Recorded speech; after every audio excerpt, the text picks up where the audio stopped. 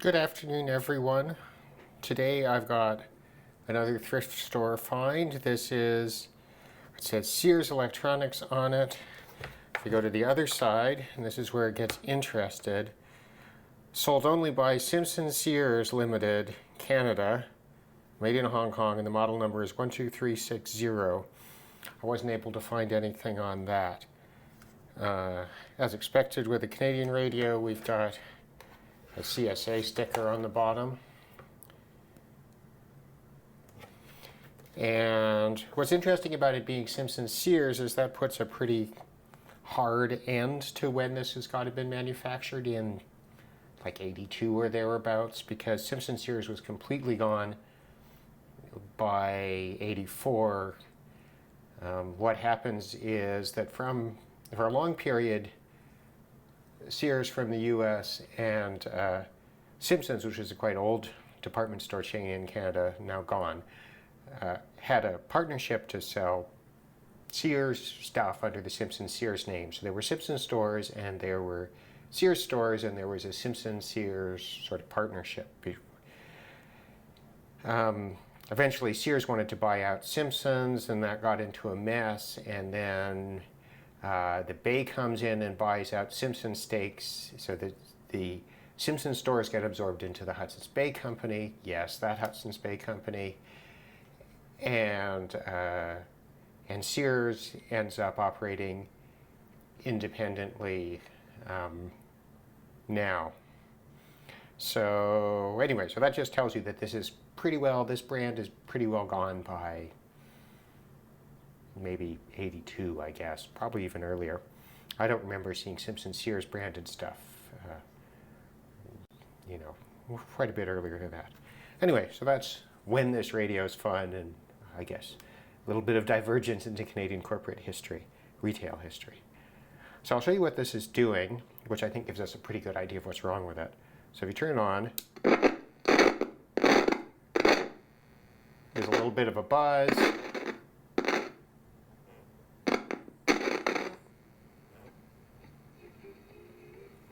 It is tuning a bit. We're on AM there. The little flag here has come off this. We might be able to fix that. But it's tuning.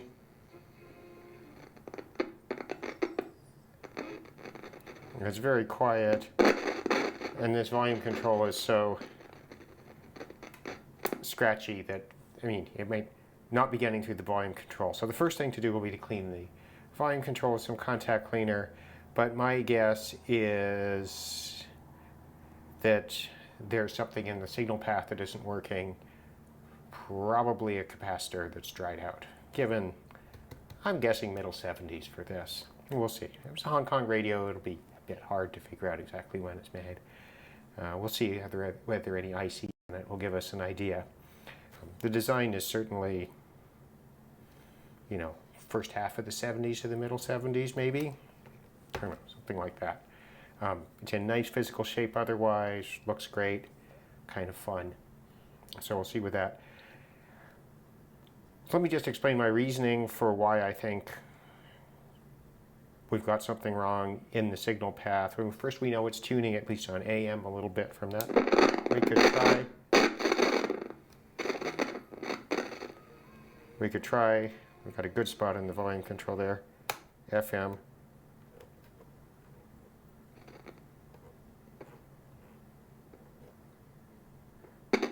I don't think you can hear anything. I'm not really hearing anything in FM at all. So I don't know whether it's tuning on FM or AM, maybe not. But on AM there certainly seemed to be some activity. But we know that the output stage is working. So we know the amplifier, if you want, is working on this. And very often in the designs of these kinds of radios, there's a capacitor between the volume control and it goes in between the output from the radio circuit, from the detector, through to the volume control, and then goes out to the amplifier. And if that's gone, then there's not going to be any signal getting through to the amplifier, and I suspect that's what's going on here. Yeah, so that's going to be the first thing I look at. I mean, it's quite likely all the capacitors are bad in this, which will make for maybe a bigger project than I want. So let me get some tools, let me get this apart, let's have a look inside, and we'll see what we've got. Okay, so let's turn this over, and let's get the back off.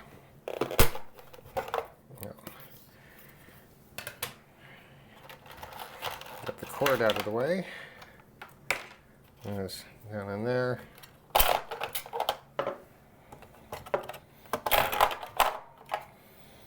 Got the batteries out. It looks like there are 4 screws, one down here.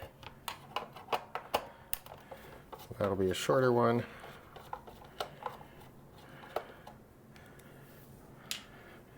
And then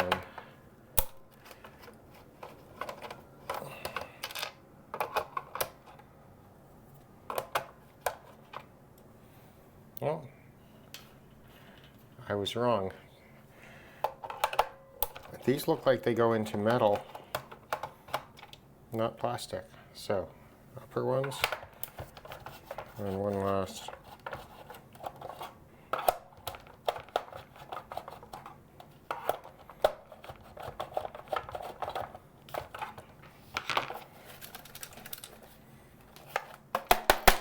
There we go. There's some corrosion on these screws. That's not necessarily a great sign. Let's see what we got. I've got the antenna here. Let's pass this through.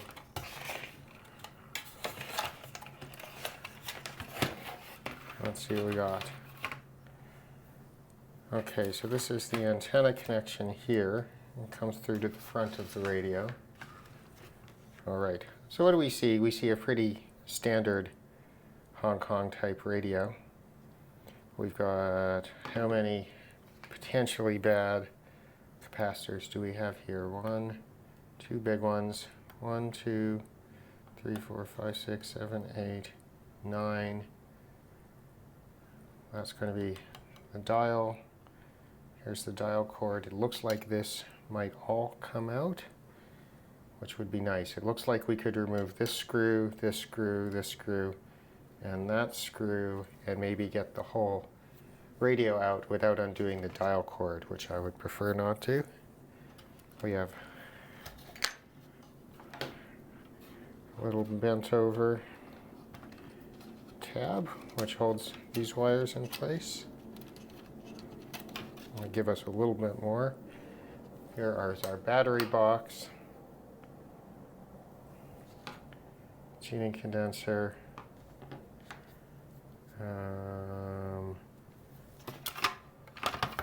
we've got 1, 2, 3, 4, 5 transistors, and this might be an IC here.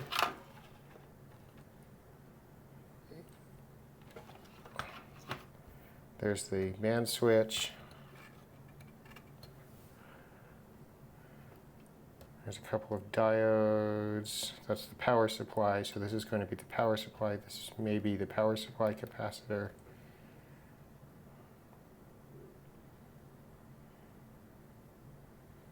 Yeah, you know, nothing that complicated. Here's the volume control. All right, so let's put some batteries back in it and see if we can see anything interesting. So I'm going to put these batteries back in here. So before we even get farther with this, we'll turn this on. We'll put it on AM.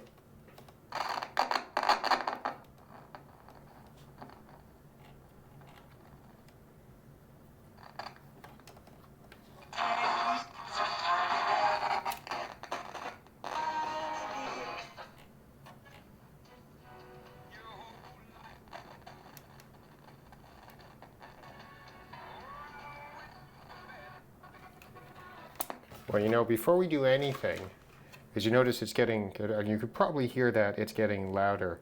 I'm going to see how much I can get into this from the back. So we have the old contact cleaner. This is the non-lubricating stuff, which is what I've got.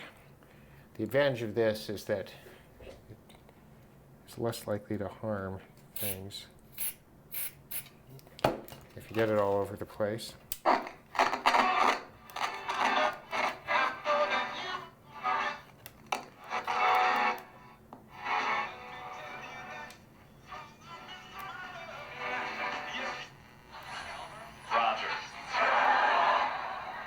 Well, that makes a difference, doesn't it?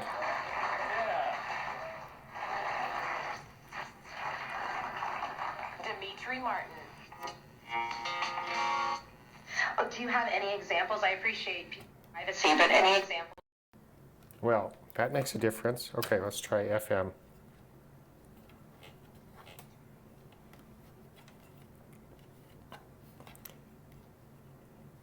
FM is completely quiet.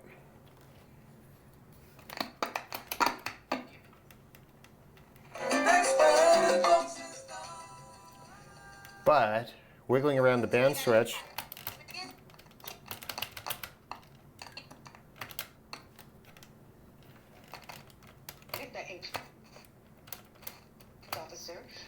so I think we don't have to replace any of these capacitors. I think we know what the problem is. The problem is, well, we might need to replace capacitors, but for the moment the problem is this band switch here, which I don't think I can get at from this side. So what I'm going to do is, with some trepidation, take out these screws here, and we'll see what they do.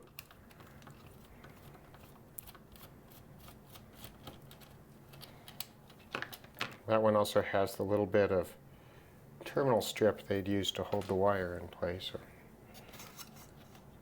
Yeah, I think this is going to work. So we'll take out this screw here.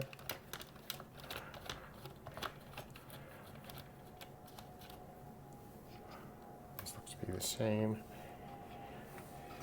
I usually try to line up the screws on my desk out of frame here, more or less in the position that I removed them from, although in this case I've rotated the radio so they're 90 degrees off. Okay, so let's see what we got. We've got knobs we need to get off.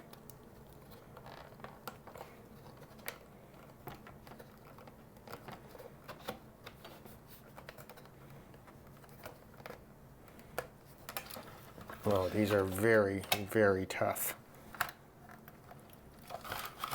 Those knobs are very difficult to get off. Okay, I'm going to put a couple of the screws back in just to avoid doing any damage to anything, and then we'll try to get those knobs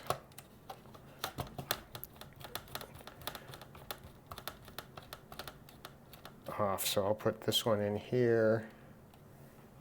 Won't do it up terribly hard. I'll put this one in here.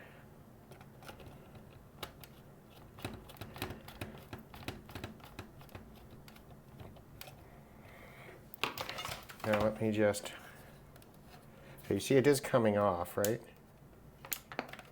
Put it.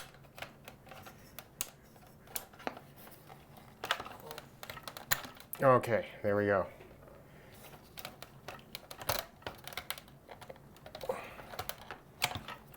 That's that one. Okay, so now that we've got the knobs off, we can have a look under here. Take these screws out again.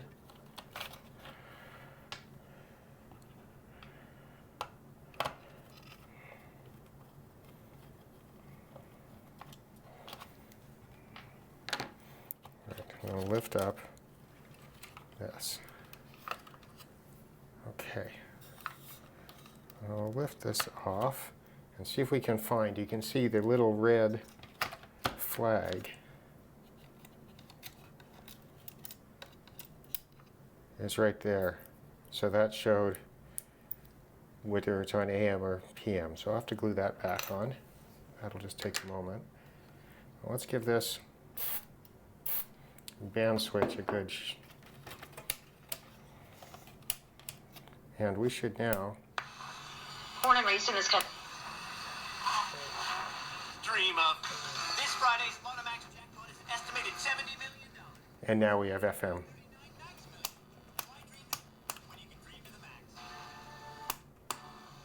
Hey, welcome to Mr. Safety Shoes. In the war against heavy boots, one contractor fights a...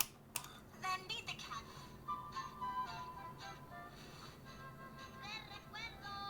The outfit, there's something that just a little off to me. I could be wrong. Yeah, and you know, that was really common at this time. When you, And that looks to be CBC, which should be just below 100. It's just about on 100. You can see that someone had a little bit of tape on that to keep it on. Whether that's original or not, I don't know. Although it could have been an attempt to keep dust Was out. this you? But we have a completely working radio now. Edward Kirk. I'll just give this a little bit more work back and forth. Their way. These markets can be a bit overwhelming. Speak with a financial advisor today and visit dynamic.ca. So, what we have is what looked like a major problem was in fact a very minor one. We have corrosion on there and that. We can now have a look at this radio since we're in here. We might as well. There are a couple of interesting things about it. I mean, this is the radio. This is a pretty standard made in Hong Kong type radio. But we do actually get brass inserts for the screws. That's nice. Not for these ones, but that's fine. Heat state, really not great speaker. Nothing special about it. We also have the speaker is separated from the battery compartment, well, by this plastic piece, so half of the speaker is not sort of in the air in the case, so that's not going to improve its sound quality much, although, again, given how small the magnet is and, you know, it's not much of a speaker, so don't expect too much out of that. The rest of this, I'm just curious as to whether there are any dates on it. Let me, LA41401E4 is this thing that I'm assuming is an IC over here on the side. Can we see? Oops.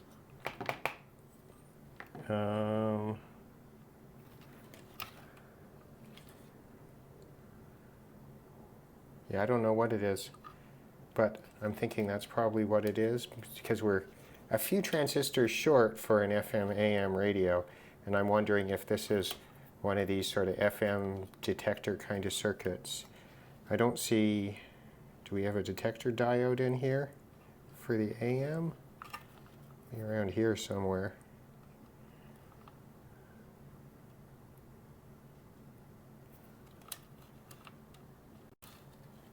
Oh, there we go. There's the detector diode right there for the AM. So this is going to be the AM, and this is going to be the FM over here, presumably. Something like that. I bet that this is a FM circuit package of some sort. I'm pretty sure I've seen similar things in other radios. Okay, so what I'm going to do is get some super glue and glue that up there. Then I'm going to give the dial a wipe. It doesn't really need it, but I got a fingerprint there, or maybe that's from its original assembly. I'm pretty sure that no one's ever been in this radio before, but we'll give that a clean and then reassemble it. Make sure it's working once more and reassemble it. And then we're done with this radio. Okay, no point in getting fancy with any of these little things. Just rather a lot of super glue in there, but that's fine.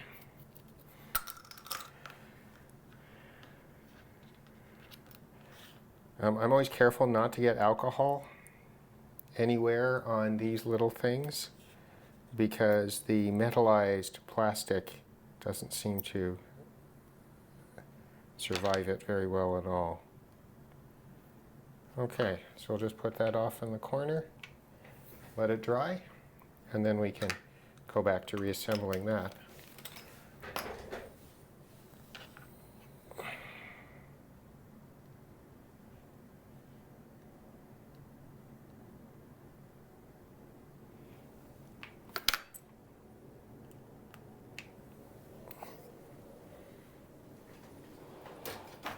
Now, in terms of reassembling this, the main thing I want to do is wipe off the dial. Doing that dry. Again, right, you don't want to, even on a radio like this, which isn't of any intrinsic value, you still don't want to damage the dial in any way. This is actually quite a nice one for a radio like this. I think it looks great. Okay, so now we're just waiting for the glue to dry, and then I'll reassemble it, and then we can have another go. I've tested the radio, and still working just fine on both FM and AM. This glue has dried, so let's put this back in its place. So then this needs to go back over. We'll put that in place here. Try to avoid getting any wires.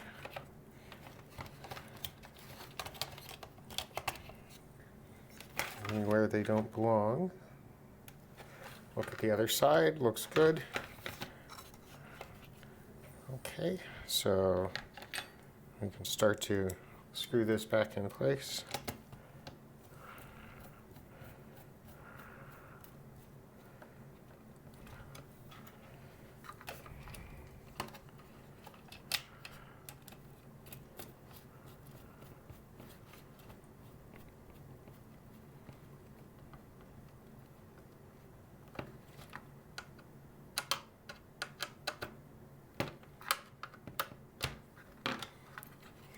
Okay, I can recollect all these wires over here. I think the main thing this does is keep the wires out of the dial cord.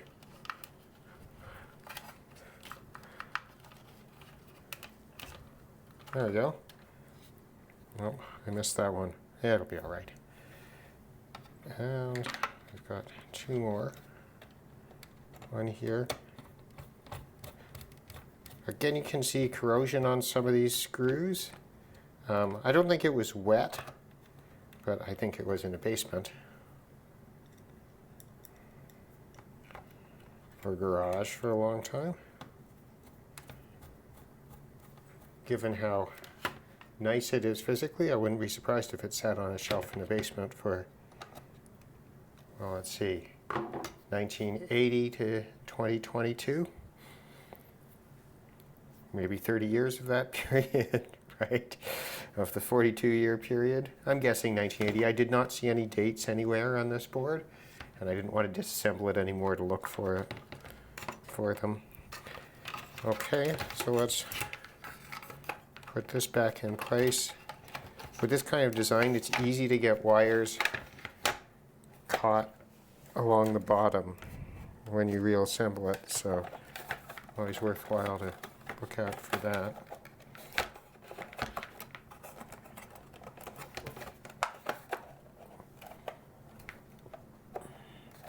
Okay, I think we're good.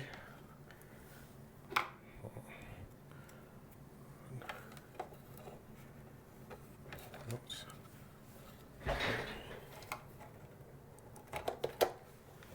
These ones all go into brass inserts in the plastic, which is very nice.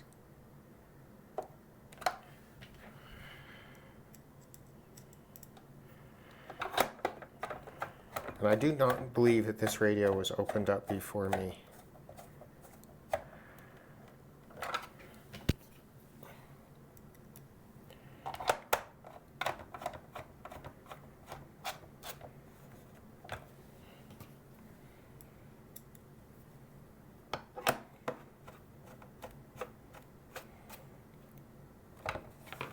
Okay, let's flip it over.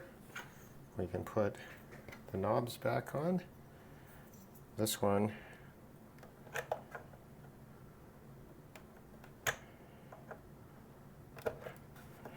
there we go.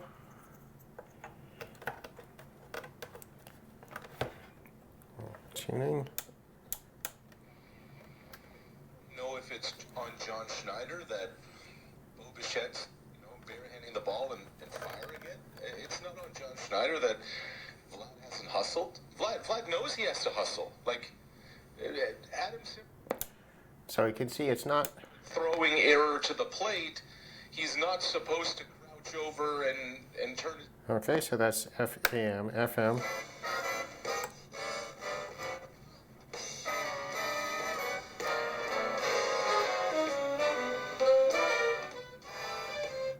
It's not very loud, little speaker, but it's clear enough. Tune's okay. We've got the band switch working. I thought you guys said this is not junior tennis. Like you didn't do the tennis comparison. They're all somewhat. Well, you're all. So I'm pretty happy with that. So we have a nice little, we'll just say mid-70s radio, since I don't think I can age it any better than that. We have reference number in there. Yeah, nothing with a date on it that I found.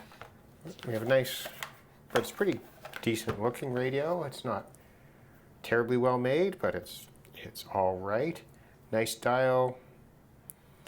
Looks a little bit more chunky than it actually is. So yeah, I'm pretty happy. That was a pretty minor repair. I did the little flag for the AM FM for the band switch, and we cleaned out the band switch and the volume control with some contact cleaner, and that was sufficient to get it working. I think it would be pretty easy to replace the capacitors in it if you wanted to. There are a number of them, but because you could take the board out without removing the dial cord, they would be fairly trivial to replace if you just wanted to spend the time to do it. But it's working, and this is not going to be a high DX performer radio, I don't think, although it had a fairly decently sized ferrite in it. But it's not a bad radio to keep in a corner in the office, and that sort of thing. And it's very nice to have something that's a bit of Canadian department store history, I suppose, with this. So what I usually do with these radios then is, especially if they've got a power cord, is to plug them in and just let it run for a few hours. I still have some doubts as to whether, low voltage capacitors and something that runs on 6 volts reform in any meaningful way, but on the other hand, I do kind of have the feel that a number of radios I've had have improved in performance after they've been let to run in for an hour or two, so who knows? Well, it seems like a good thing to do.